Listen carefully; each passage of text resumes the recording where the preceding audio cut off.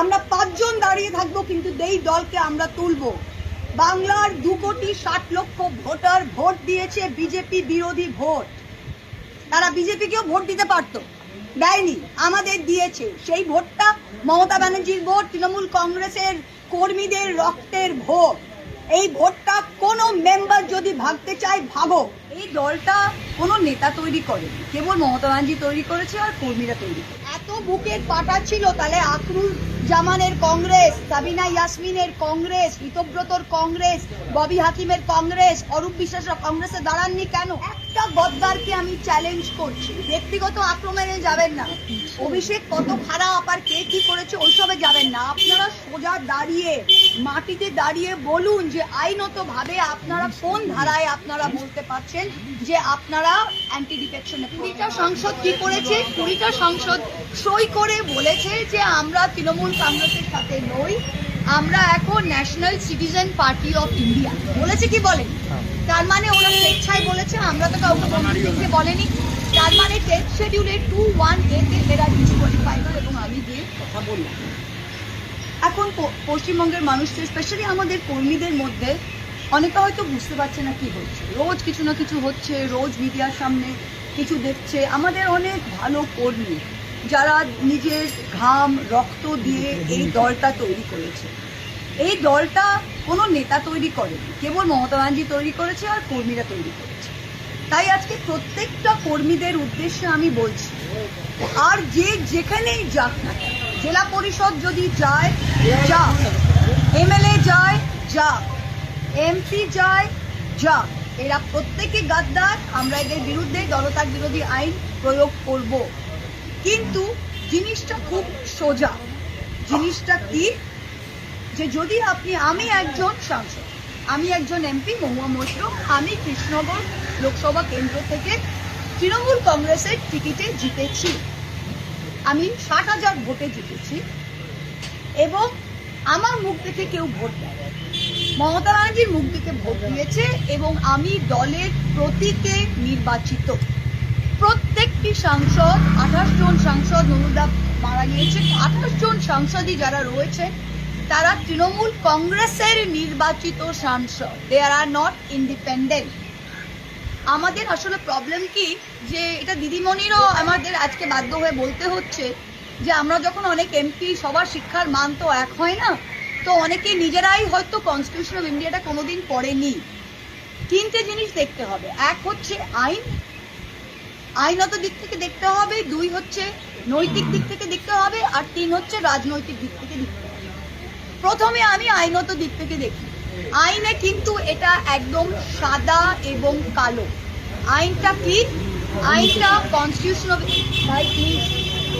Constitution of India, দেশের সংবিধান, 10th schedule. সবাই আপনারা এটাকে পরিষ্কারভাবে পড়তে পারবেন। 10th শিডিউলে 2টো ধারা আছে। 2(1)(a), 10th শিডিউলে 2(1)(a)তে কি লেখা আছে? যে কেউ যদি স্বেচ্ছায়, ভলেন্টিয়ারিলি তারা যদি নিজের মেম্বারশিপটা দিয়ে দেয় তবে সে ডিসকোয়ালিফাই হবে। 20টা সংসদ কি করেছে? 20টা সংসদ সই করে বলেছে যে আমরা তৃণমূল কংগ্রেসের সাথে নই, আমরা এখন national citizen party of India বলেছে। কি বলেন? তার মানে ওরা স্বেচ্ছায় বলেছে, আমরা তো কাউকে বলেনি। তার মানে 10th শিডিউলের 2(1)(a)তে এরা ডিসকোয়ালিফাই করেছে। সেকেন্ড কি? 10th শিডিউলের 4 নম্বর ধারায় কি লেখা আছে?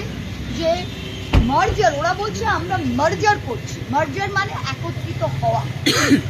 মার্জার লেজিসলেটিভ পার্টি করতে পারে না, পলিটিক্যাল পার্টি করতে পারে। পলিটিক্যাল পার্টি আর লেজিসলেটিভ পার্টির মধ্যে পার্থক্যটা কি? একজন মা, একজন সন্তান। আমি প্রথমে তৃণমূল কংগ্রেসের মেম্বার হয়েছি, তবে আমি সাংসদ হয়েছি। আমি তৃণমূল কংগ্রেসের মেম্বার না হয়ে আমি তৃণমূল কংগ্রেসের সাংসদ নির্বাচিত হতে পারি না। তাই সিমিলারলি লেজিসলেটিভ পার্টি বা parliamentary party is a part of the political party. 10th শিডিউলের 4 নম্বর ধারায় পরিষ্কার লেখা আছে, মার্জার একমাত্র হতে পারে যখন 2/3 অফ অরিজিনাল পার্টি, মানে পলিটিক্যাল পার্টি, সেটা যদি মার্জ হয় তবে হতে পারে। এখানে 2/3 অফ অরিজিনাল পার্টি হলে সমস্ত political party 2/3 of all committees 2/3 of working committee, তবে সেটা কি হয়েছে? তাহলে ওদের কাছে 20 জন থাকুক 25 জন থাকুক, আইনত ওদের জিরো। আজকে আমরা গলা ফাটিয়ে বলতে পারছি, এই হচ্ছে আমার পজিশন।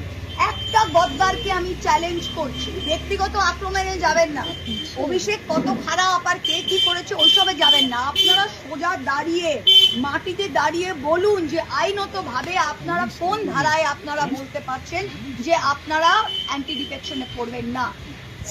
সেকেন্ড, নৈতিক দিক থেকে যদি আমরা দেখি তাহলে আপনারা বিজেপির লোকগুলো এখন আমাদের দিকে ডিম ছুটছে, পাবলিক ডিম ছুটছে না। ডিমের দাম 6 টাকা না 7 টাকা, পাবলিক নিজের বাচ্চাকে ডিমের সেদ্ধ খাওয়াতে পারছে না, মিড ডে মিলে দুপুরে সপ্তাহে 2 দিন ডিম দিচ্ছে, পাবলিকের কাজ নেই, খেয়ে দে তৃণমূল নেতাদের ফেলবে। আপনারা আপনাদের এলাকায় বেরোতে পারবেন, কারণ আপনারা ভোট নিয়েছেন তৃণমূল কংগ্রেসের নামে। এই 20টা সাংসদ যদি রাস্তায় হাঁটে উইদাউট দ্য তৃণমূল প্রতীক, এরা ভোট পেত? আর 80টা এমএলএ মধ্যে এখন 60 জন না 65 জন বড় বড় কথা বলছে। 1 মাস আগে আপনারা এই দলের প্রতীকে দাঁড়িয়েছিলেন, এত বুকের পাটা ছিল, তাহলে আখরুল জামানের কংগ্রেস, সাবিনা ইয়াসমিনের কংগ্রেস, ঋতব্রতর কংগ্রেস, ববি হাকিমের কংগ্রেস, অরূপ বিশ্বাসের কংগ্রেসে দাঁড়াননি কেন? নৈতিক দিক থেকে আপনারা কোন দিকে দাঁড়িয়ে আছেন? আজকে আপনারা বলছেন চিঠি দিকে যে আমাদের দলের টাকা, দল থেকে হোয়াইটে 25 লাখ টাকা প্রত্যেকটা এমএলএ এর অ্যাকাউন্টে ঢুকেছে, এক্সপেন্ডিচারে সেই 25 লাখ টাকা খরচ করে তারা এমএলএ হয়েছে। আজকে তারা বলার চেষ্টা করছে যে ব্যাংক অ্যাকাউন্টে হ্যান হয়েছে ত্যান হয়েছে, এগুলো ফুললি কমপ্লায়েন্ট, লিগালি অডিটেড, প্রত্যেকটা পলিটিক্যাল পার্টির অডিটেড অ্যাকাউন্টস থাকে। 3 নম্বর, রাজনৈতিক দিক থেকে তারা এই বললাম না, এই কোটি কোটি টাকা আর ভয় কিসের? ভয় কিসের? আমাকেও ইডি সিবিআই গেছিল, আমার ভয় নেই। ভয় কিসের? ভয় হচ্ছে নিজের সম্পত্তি বাঁচাবো, ভয় হচ্ছে আমার আলামিন মিশনে স্টেক আছে সেটা বাঁচাবো, ভয় হচ্ছে আমার ক্যারিয়ার শেষ, কোন কালে আমি অভিনেত্রী ছিলাম সেটা শেষ, কোথায় 2-3টে শো আছে সেগুলো ক্যান্সেল হবে। ভয় কিসের? বড়োদায় আমি ইললিগালি জমি দখল করেছি, হাইকোর্ট আমায় ডান্ডা মারছে, সেগুলো ভয় কিসের? নিজের পাপের ভয়। আজকে নিজের পাপের ভয় আর টাকা খাওয়ার জন্য গেছে।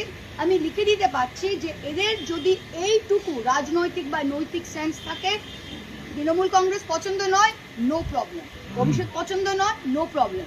মমতাদি কথা শোনে না আপনার, খুব ভালো। বাসুনিয়া সাহেব আপনাকে কোনো অসিত মাল বলছে, আমায় কোনোদিন মমতাদি ডাকেনি। আল্লাদি 2বার এমএলএ এমপি হলেন মমতাদির মুখ না দেখে, যান না নিজের মুখে একবার লড়ে দেখান না। বাসুনিয়ার বউ নিজে এমএলএ, সে এমপি, সে বলছে আমার সাথে ডিসকাশন হয়নি। তোর বউকে কি আমরা রাস্তা থেকে তুলে টিকিট দিলাম যে তোর সাথে ডিসকাশন হয়নি?